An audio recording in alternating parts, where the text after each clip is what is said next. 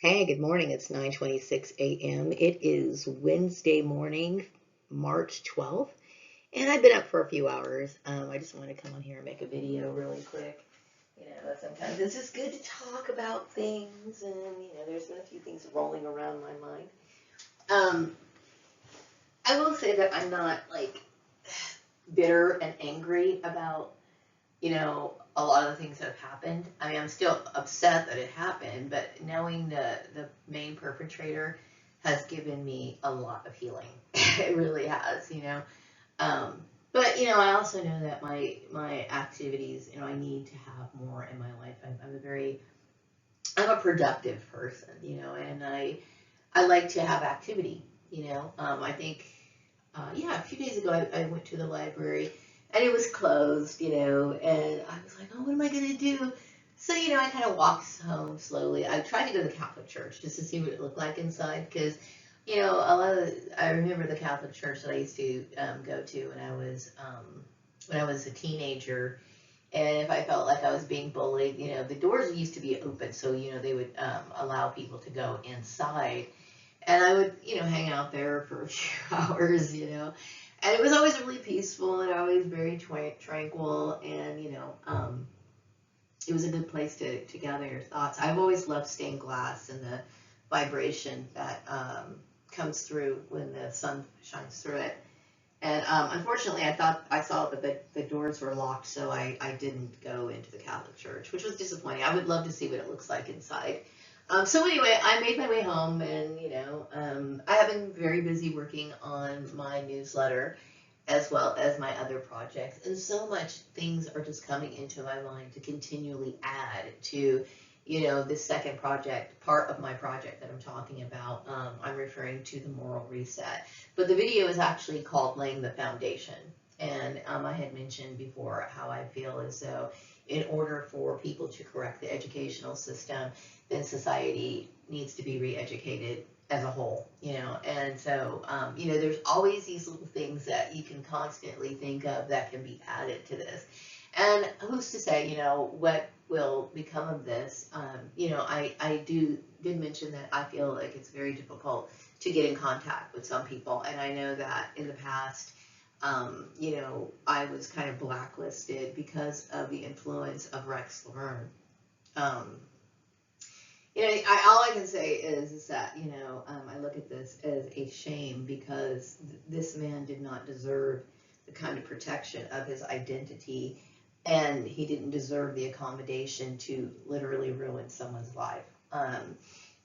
I had mentioned before, when I first came to realize me being a clone and me being adopted and me, that right there, the whole adoption thing, the whole fake family setup, that right there was heartbreaking enough to me. It was very heartbreaking. I will tell you, and I'm going to go more into it in the moral reset about, families and how families should be looking at one another, and they should be looking at each other as a loving support system. Okay.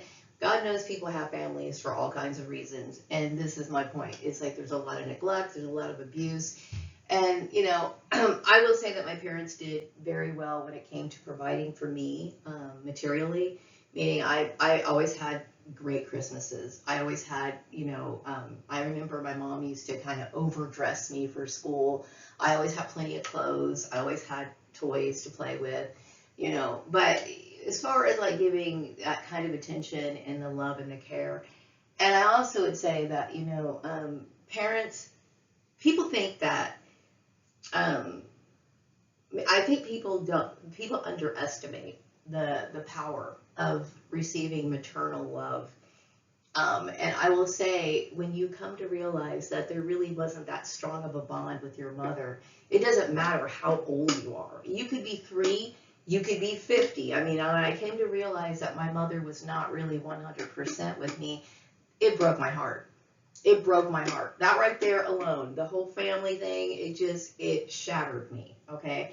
And to have somebody exploit me further, you have to be a goddamn monster. Okay, that was just like, you're the most heartless person in the world. The abuse should have stopped right there when I mentioned that. It's like, to me, I look at families as they should be sacred and they should have purpose.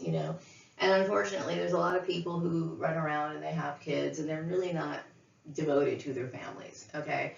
And this is, and it reflects, on the children, And so this is something that I am going to address about, neglecting children, parents that leave their kids in their car, this sort of stuff. Okay. But anyway, and I feel as though it is important to let people be aware of the moral standards that are expected of them in every state here in the United States. And hopefully, if this project catches on, maybe other states will pick it up and it will maybe even spread to other countries, because really it comes down to people's behavior. It really does. And I had mentioned, that there is a fine line between evil and ignorance and evil. Okay. And I do believe that Rex Laverne was a combination of both. Okay. But, he did get a lot of people to follow his plan, and I think a lot of it had to do with the fueling of the ego.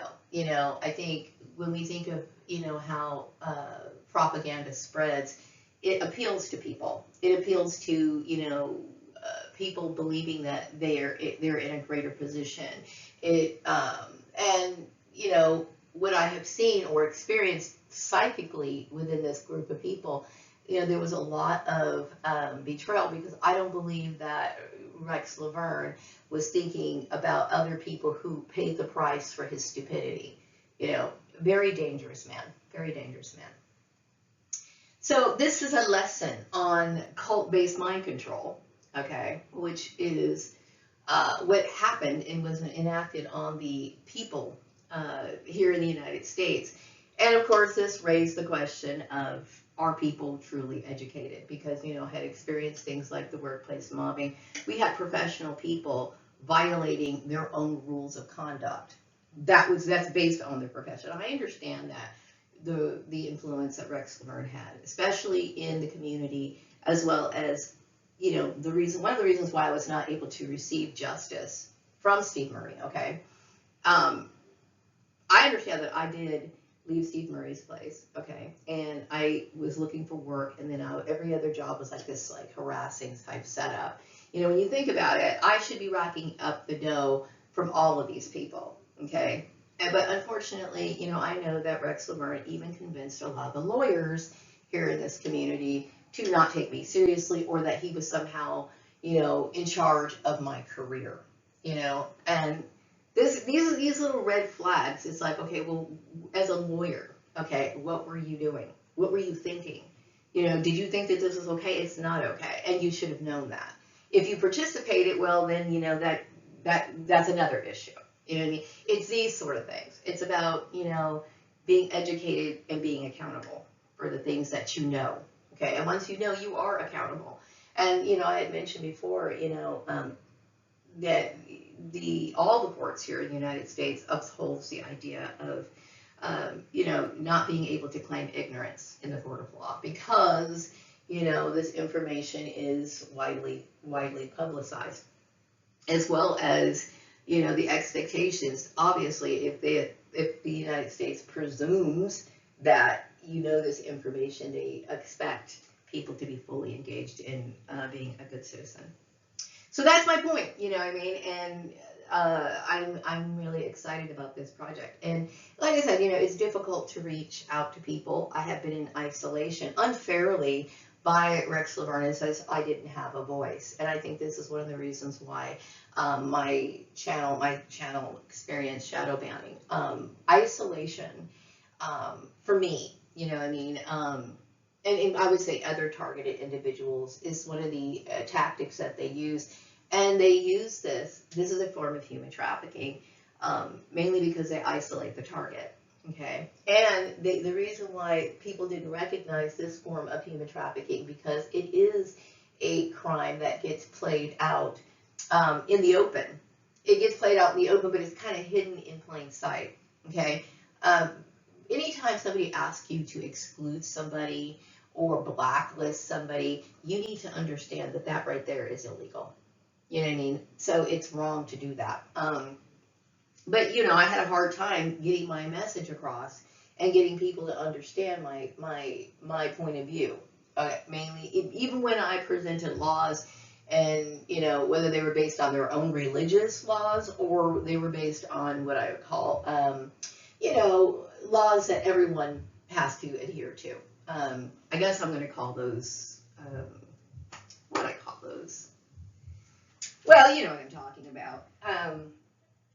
More laws that, civil type laws that everyone has to really, are expected to follow, regardless of your religious background. So anyway, I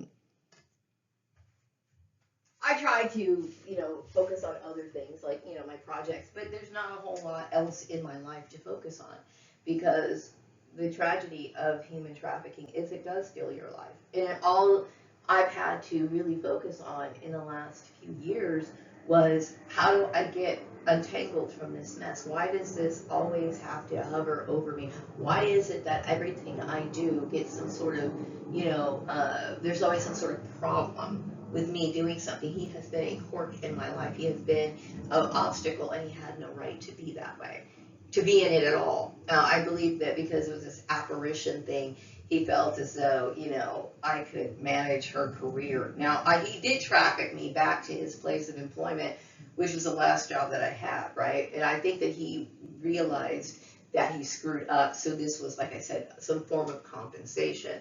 This man owes me shitloads of money, period, as well as all the companies that assisted him in this human trafficking ring. And I'm going to talk a little bit more about this issue in my upcoming newsletter. But this is what I'm saying. It's like, how is it that you have all these people who claim to know what they're supposed to know? And see, this is why I have made the decision to deem these people as evil. Because if you know and you continue to do this to a person, not understanding the psychological problems that you're causing, the financial problems that you're causing, as well as, you know, knowing outright that it's against the law, it's against the standards of conduct, okay, that's expected of a person, then you overstep that line, right? And of course, you know, I'm sure that at that time when I realized that Rex Laverne was the main culprit, you know, yeah, I wasn't really experiencing anything at all, but it was just I came to the realization that this was the man that caused me all of it, you know what I mean? And it just, I couldn't help it. You know, I couldn't help it. You know, it was just very difficult. So I didn't want to see him anymore, and the whole, however that drama unfolded, you know. But anyway, so, you know, like I said, there's really not anything else that I have to focus on other than my projects. And of course, yes, I am looking for work. I wanted to talk a little bit more about people who've experienced human trafficking and workplace mobbing, gang stalking, and then having to deal with fake interviews and all that other stuff, right? It has caused me to deal with having some sort of extreme anxiety relating to looking for work. Okay, and this is just probably one of the reasons why a lot of people who experience being targeted individuals do not go back to the workforce. A lot of them just kind of give up, go on disability, end up homeless, whatever, because mentally it's very draining for them. You know what I mean? So I decided, okay, I'm going to designate one day of the week and go to the library to apply for a job. I will not do it in my home. I will not bring anything that relates to employment in the element of my home. I did have a brief interview with like this, what do you call it? It's like an agency, okay? I had no choice. I don't have time to go to the library or whatever to take that call. After the conversation, I kind of quickly cleansed my home, got myself back into my mode of thinking and my protective shield that I put over myself, you know, because it causes me a lot of anxiety, right? It causes me a lot of anxiety because of everything that I experienced. It becomes a form of trauma, okay? Seriously, it does. But I have to be strong enough to deal with it. And this is how I'm dealing with it. This is exactly how I deal with it. I deal with, you know, putting things in boxes, making sure that things are prioritized. I understand my mental health is the most important thing that I have. Okay, yes, I do need to work, okay? But this is how I have to deal with it. I don't want to get overburdened with having to worry about something that I shouldn't have to worry about. Looking for work should be an exciting experience. It's like, okay, this is a new environment that I'm going to be going into. I'm going to have new task or whatever. And I understand the work culture. This is one of the reasons why I've talked about work culture for a very long time. The work culture is very toxic. A lot of people just do not know how to manage people. They don't, and it's because they've seen such poor examples from their managers. They get a lot of outside influence. And people's moral standards really have not been very high, really, in at all. I can't really remember a time in history where people's morals were just like on target. And this is one of the reasons why laws are created, because naturally we're inclined to do all kinds of stuff because it's completely natural to look out for our own self-interest. That is nature. That's just how we are, and rightfully so. But oftentimes this need can be such a driving force that it causes people to cross those boundaries of moral decency. And this is what I'm talking about. And so people should be educated. And of course, I am somebody who creates my own projects, and I am somebody who basically has to create these things by myself. And it's not that I don't have a problem working with other people. I think people stamp my individualism as, I don't want your help. If I'm asking somebody for help, then I must mean that I see the importance of it. It's just that I understand in life the only person that's going to take care of you, the only person that you can really count on to do anything for you is you. Okay, no one's going to pay the price for any sort of what do you call it, moral debt that I have to pay except for me. If I'm responsible for my accomplishments, and I'm responsible for my failures. Okay, and this is one of the reasons why, one of the main things that separates me from a lot of people. I do not like dependency in any way, shape, or form, because I do believe that it creates more problems, more stagnation, whatever. But I understand when it comes to something like the moral reset, I do want to get assistance from other people. Like, this is one of the reasons why I felt as though it was important for me to send a copy of it to the president. This is one of the reasons why I feel as though, because I see how big the problem is. I see how big the problem is. And I have said many times, okay, think about this, okay? Now, I believe that C.B. Braganza was the originator. He was like the main person who promoted the idea of bohemianism. Okay, I'm like the main bohemian, or the original bohemian, right? And I think people have had a negative view of it. I actually have very high standards. Very high standards. I have very strong family morals, and because I understand the importance of the family. The family is supposed to be your what do you call it? Your rock. It's supposed to be your main center. It's supposed to be your little building of your empire. Even though of course, empires are not, the average person doesn't have what you call an empire, but it's supposed to be your seed for the next generation that's supposed to improve themselves. People should have vision when they have families, right? Hopefully. And if you never thought of it that way, maybe you should. Because there's seriously a problem with people who neglect their kids. I'm just saying, okay? But anyway, as somebody who considers himself a bohemian, I will tell you, as Maria Gordon, all my life, I wanted to stay out of politics. You know the reason why? Because I remember dealing with a lot of people who just wanted to use politics as a way to pick an argument. They just wanted to pick an argument, and a lot of times it had to do with my race or whatever. Okay, and they always want to pick and see my point of view. Now I'm starting to reconsider or rethink one of the reasons why they were doing this. I personally think that people knew that I had a past life as C.B. Braganza, and I do believe that C.B. Braganza may have stepped into a political arena in some way, in some indirect way, because I do know that he would advise like some of the presidents and stuff like that. Whatever, I've seen publications of him writing stuff, okay, making some sort of contact or whatever. So only out of necessity, okay, only out of necessity. Okay, I was determined as Maria Gordon to live a life just very, peacefully, just go to work, come home, busy myself with my little whatever, you know what I mean? I understood that, I felt as though the world was so toxic. I really just wanted to literally just stay the hell out of it. You know what I mean? But I have experienced something that has shaken me, to my very core. that somebody could actually conduct something like this. And this is not even this just scratches the surface, okay? I believe this man was in charge of a very big human trafficking ring. That's what I'm saying, a big human trafficking ring that evolved into and led other people to adapt this DEI or removal of their DEI, okay? Which I thought was silly because, like I said, I have never been somebody who I felt relied on that. But what I'm saying is that this is how out of control this whole thing spun. And these people who adapted these, or retracted their policy, okay, a lot of these people are experiencing financial problems. So my thing is that this man was working in a very selfish manner. He wanted to prove his point at any cost, and he didn't care who he brought down with him.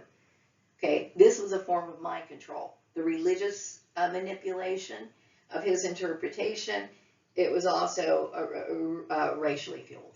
Okay, because, you know, and it was two-faced, as usually these sort of plans work, because he convinced my mom of things. Okay, he was probably smiling in my family's face, you know, even though, you know, my family was what you call a very interracially mixed variety group. Okay? So, and as well, he also had people that I used to know, my multicultural classmates, as well as my multicultural co-workers. You know, these people are manipulators, and they know how to wear a mask, and they know how to fool people. And what appeal to people in this whole issue is they just are hungry to take people down. So it fed into these people's need to have some sort of enemy. You know what I mean? Rex Laverne was a very evil person. So anyway, I did get some intuitive messages. I want to just make another point about, anyway, it passed my mind. I am seeing things on Instagram, okay? And I know that a lot of the things that I put out there as far as topics starts picking up on other people. And I do realize that Rex Laverne was preventing me from understanding the impact that I was really making, because he was very selfish. Now, I will say, when I was working for Steve Murray, and when I ended up getting sucked into the Rex Laverne vortex, having to go to this person's employment that I never knew before, but he was obviously the person orchestrating the strings. While I am his employee, okay, as his employee and as Steve Murray's employee, I am taking orders from these people in their place of employment. What I do outside of their place of employment is mine, okay? But, you know, some people have this warped view of what they can and cannot do as business owners, as managers. This man was very delusional, okay? And, wow, okay. But this is another issue. It's one of the reasons why I'm talking about the moral studies that talks a lot about psychology and behavioral traits, because people need to be aware of the kind of people that they're dealing with, okay? I would not want someone like Rex Laverne in my social circle, okay? Because I can tell that he's a destructive person, okay? And anyway, going into my intuitive messages about the influence that I've had on a lot of the trends that are going on. And I also want to say that my life is not a trend. I do think that the things that I have talked about that give people joy is not a trend. It should be a part of your life, okay? Now, I understand certain things are going to get highlighted, like, for example, the people taking interest in miniatures. And like I said, miniatures have existed long before I've even existed as Maria Gordon, possibly even longer than I've existed as even Solomon. People have always made little replicas and images of things, okay? But it's just the fact that I have promoted things within my newsletter, in my videos. People have studied me, and I do realize and get the intuitive message that there are newsreels about me. Okay, now I must be someone that is highlighted as some form of a celebrity that I am not aware of. I have also got the intuitive message that people who are in these sort of like, kind of like celebrity type status, they don't get these news feeds about themselves. So I don't really see what's going on. You know what I mean? I don't ever get newsreels about myself. Okay. But Rex Laverne is not my manager. He was my manager when I was working for his place as employment. And he does not, your employer does not have the right to tell you what to do outside of that place of employment. Now, I do remember when I was working at Edwards Air Force Base. I was working at Edwards Air Force Base, and I do remember there was something in their employee handbook, because back then, not a lot of people owned computers. I mean, this is back in 1997, okay? 1997 was a time where people had computers, but they really didn't have, they weren't in like just every home, okay? Now it's just like so common, right? So they did have this one thing in their handbook about using the company computer for your own personal things. Like if they found out that you were using the company computer to create maybe a design, or you were trying to create some sort of invention, you knew not to do that, because that's their computer, and guess what? They could own it. Okay, there are certain things like that. I have always made sure to never bring any of my projects into my workplace, okay, or so they don't have any right to do this. I also believe that he obstructed my Patreon as well as my Ko-fi, and this is something you guys need to think about. Now, some people do really well on these channels, or on these like little platforms, and good, that's wonderful, okay? But I'm disappointed in these groups because I had an agreement. I checked a box, okay, identifying myself as responsible for my content. How a third party could intercept that reflects on them. So be very careful with your content. Your content is your inventory, believe it or not. And yes, as somebody who is the clone of King Solomon, who was an occultist, okay, I have 100% belief or faith in my work. Now, I know that there was also talk about Rex Laverne believing that because someone like me existed, he didn't want me to have a lot of influence on people, because he was concerned that the nation would not be blessed with someone like me. Okay, because people listened to Rex Laverne, the nation just basically took a dump on itself. Okay, people need to be very careful about mind control. Okay, and I'm very glad, unfortunately, I'm not glad that this situation happened, but I'm glad that things I've always talked about have come to light so that people can see for themselves. And unfortunately, some people are experiencing this for themselves, okay? I do know that by watching my videos, and I had mentioned just recently about how taking a holistic approach, the difference between me and a lot of people who went through what I call brick and mortar type educational systems, okay? The difference between me and them is because I look at education as a form of holistic learning, okay? Incorporating it into my life, okay? And there's a difference there. Some people want to, they have good grades, okay, and they've always maintained a high GPA, okay, but when they come out of that little arena or that little institution, they're not able to function outside of that. And this is what I'm saying. They don't make good decisions. They're still overreceptive to mind control, this sort of stuff. Okay, it's about navigating as a truly educated person, a completely fulfilled person, and it should be reflected in everything that they do. So I have been hearing people talk more about this, and I also get the message that a lot of people are seriously talking more about homeschooling, okay? Now, I'm going to talk a little bit more about this in my second project, which is the Laying the Foundation, because I'm talking about educating the communities that you're in and all this other stuff.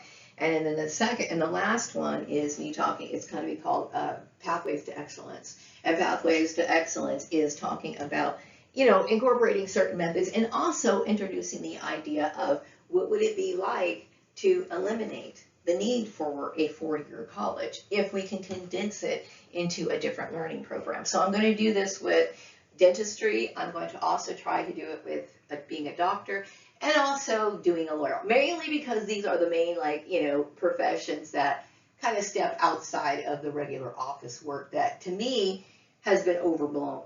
To me, it's been overblown. I will go more into that later, but I'm really excited about my projects. So yeah, I do believe that holistic education is important. It is important to reflect the knowledge that you have in every aspect of your life. Also, I also got this intuitive message that I understand that a lot has been going on with, I call them big industry, big companies like Amazon and this sort of stuff. The thing is that, I personally think that we could do without big industry. I really do believe that we could. As a matter of fact, this might be an opportunity for people to be able to step off of the hamster wheel. Now, I don't know, I can't control everything, okay? But I do think that, to go back to a simpler time, it will tell you when I was growing up, uh, career stuff to me was like, okay, if you stepped out of the big kind of line of work that I regularly do, okay?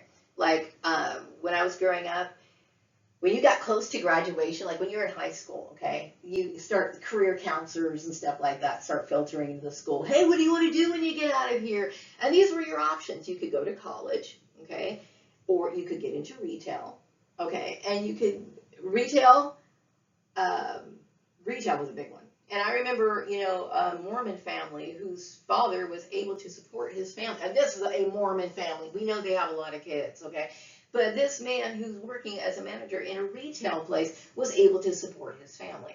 Okay, I know things have gotten like way out of control. Okay, but the kind of work that I do, I'm talking about general office, accounting type work, that was a little bit above the retail thing. That was just a little bit above. It wasn't like it was, oh my gosh. To me, I look at how this system has been structured, and I'm thinking, it's too draining.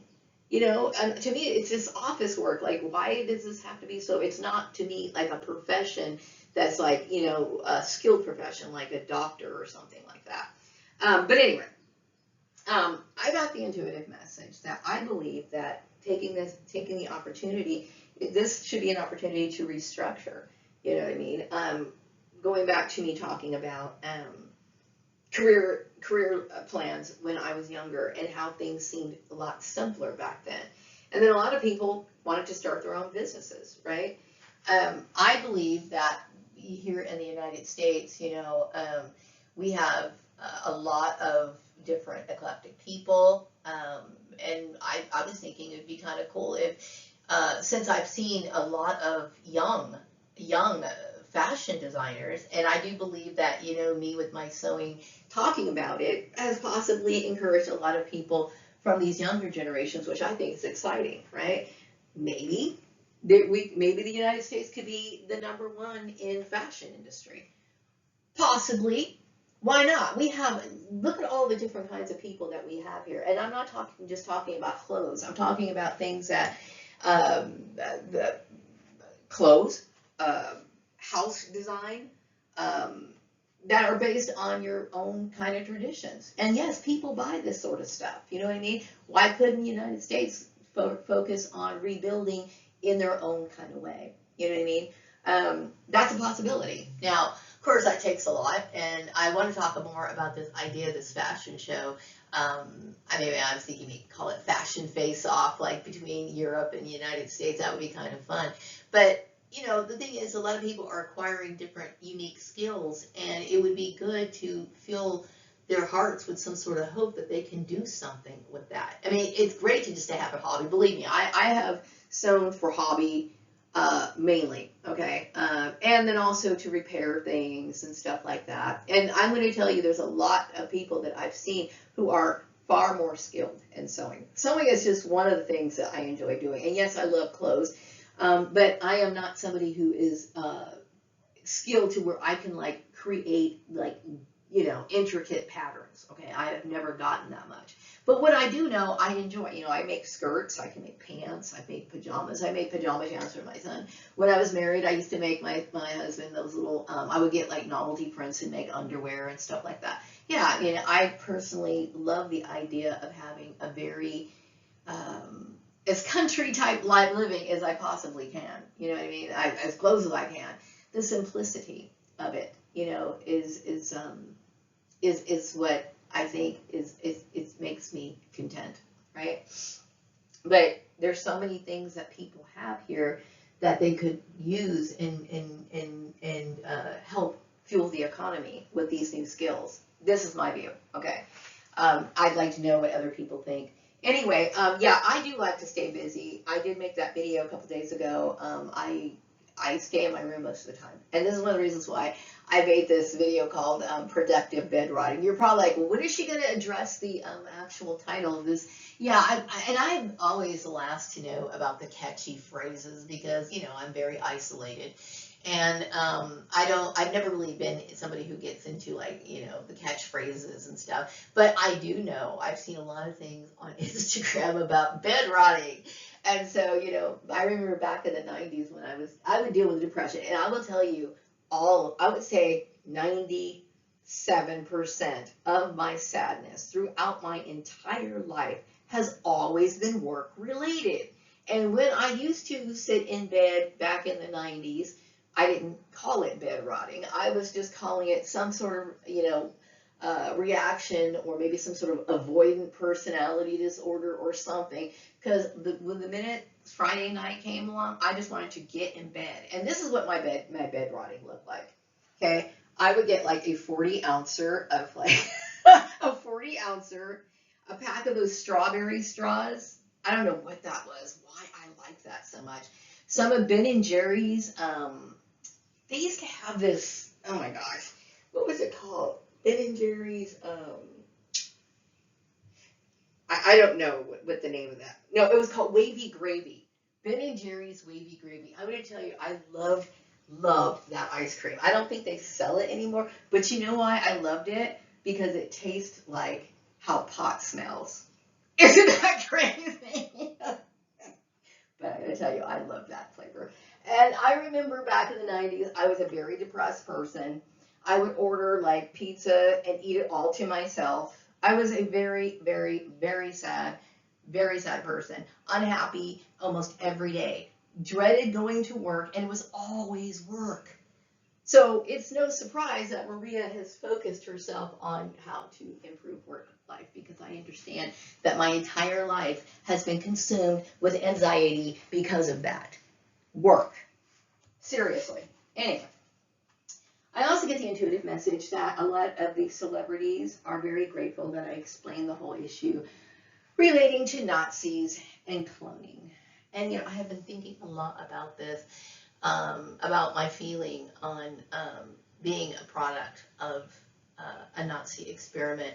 And yes, because I have family values, I will tell you that does tear my heart out. It tears my heart out because, you know, I am a very wholesome person. This is one of the reasons why I used to love family shows, you know. I'm a very wholesome person, and I do believe in family values. And to find out I don't really have one, yeah, and the fact that, you know, I always thought it would be nice if my parents just had this wonderful romantic evening, and this is how I was conceived out of their love, and blah, blah, blah, blah, blah, blah, blah, and then I'm like, oh my God, my creation came out of something evil. But you know what? There is that saying, there's always order out of chaos, and this is what I'm here for. I am here to bring order out of chaos, and apparently so. So I am King Solomon. And that's who I am. That's cool. But yeah, there is beauty in some of this, because when you think about it, we are, you know, we talk about our souls, like we are souls in a body. That's a trip. That is a trip. Okay. So there is some beauty in it. Okay. And also, I did want to relay this intuitive message that I got. I got an intuitive message from Cher's mom that even though this all stuff is very crazy, she truly did love you. Seriously. Anyway, the other message that I have is that I believe that Rex Laverne was hell-bent on squashing me out because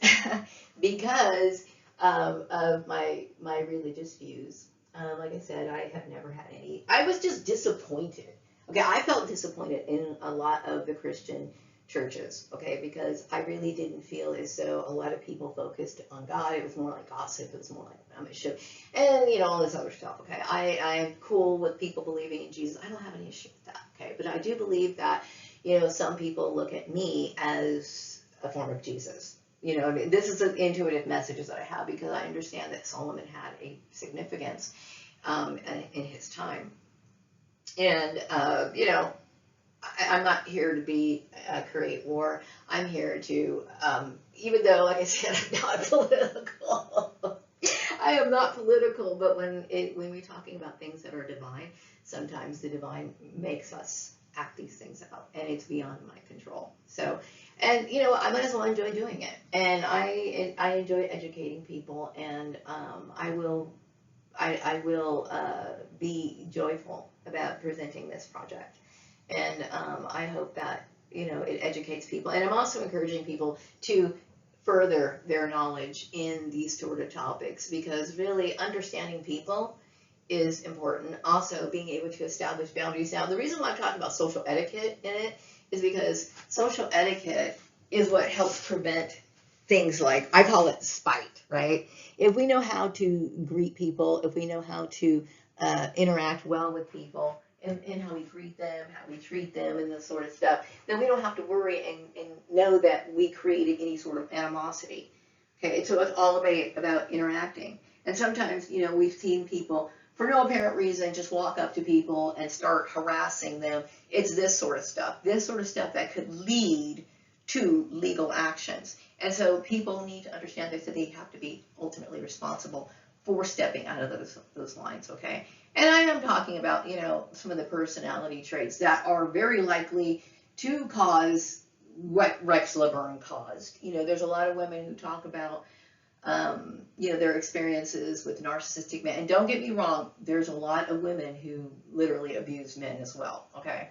I have been seeing people talk more about, the dysfunction of their family openly.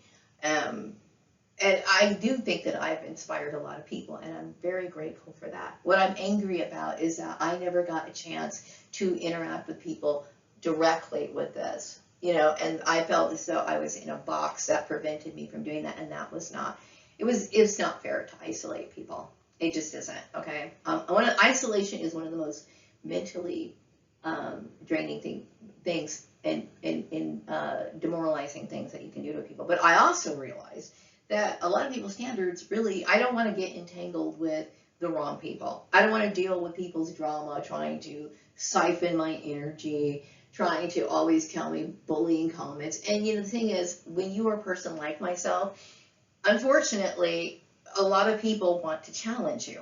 They do, okay? And, they do, because it's just, part of it is natural.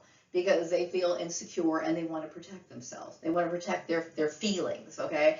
So, I know I've dealt with some, people that I was talking to, and I get all these gestures and they try to prove to me that they're intelligent, and I just get tired of the drama, really, I do. So people think, oh, Maria has everything, she's smart, blah, blah, blah, blah. There is always a downside to everything. And like I said, I truly do believe that life right here on Earth is hell until we do something that can change it. Or make it at least livable, because right now I don't think that it is, right? But I always have to deal with somebody's bullshit. And see, I have every right to protect and stand up for myself. I should not feel as though I have to deal with other people's problems. You know what I mean? Everybody is responsible for themselves. So people need to get themselves in check. You know what I mean? Anyway, people always think the grass is always greener, okay? They always think the grass is greener. But really, I suffer. Okay, and I also want to say that, being a targeted individual, I understand that because I am a very special person, I do have exceptional gifts, such as the ability to be psychic and to also affect things that occur on the material plane. So this is one of the reasons why people look at me as a deity or a god, right? If this caused me this much pain, I will tell you, the people who are dealing with being a product of the targeted individual program, this is enough to kill a person. It is enough to kill a person. I have seen people just give up on life and how easily they could do it with just dealing with something as simple as heartbreak, okay? So if I'm somebody who was able to handle it because I have these exceptional qualities. I want people to understand that these targeted individuals are dealing with a lot. Being a traffic, having to be a victim of human trafficking and losing your dreams just so you could appease some sort of demon, right? Because that's exactly what I'm going to call Rex Laverne. You're a fucking goddamn demon. Luckily, we're going to talk more about how I dealt with him, how I dealt with that human scrap heap in my newsletter. But for now, I'm going to wrap this video up. I feel like I've been talking too much. I got things to do. And to also, I'm going to say this really quick about productive bed rotting. Back in the 90s, there were moments where I did, as I started to realize that I wanted to take more responsibility for my life and started to hate and admit that I hated my slothful ways. I started making bed rotting a little bit more productive. I started getting more into meditation and, increasing, listening to music with certain frequencies and tones. This is like right around the time where I really started doing that. And I started to visualize more, okay? And so I think when you are in these situations, try to make your bed rotting time, a time of productivity and a time for creative visualization. Visualize how you want to be while you're laying in bed. How do you want things to be? And seek and ask for messages, divine messages on how you could be led to have more of a productive life. So you don't have to spend much time bed rotting. Although I will say bed rotting can be healing at times. Just try not to overdo it because there's still a lot of life to live.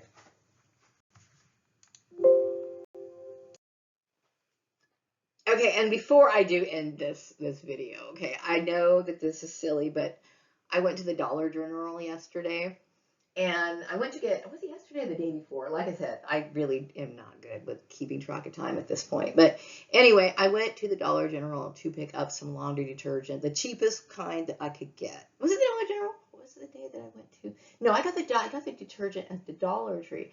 Why did I go there? Okay, whatever. I went to the Dollar General. I don't remember what I was going there for, but anyway, they have these cute little decorative birds for only $1. They're like made of little wood slabs and they're painted really cute.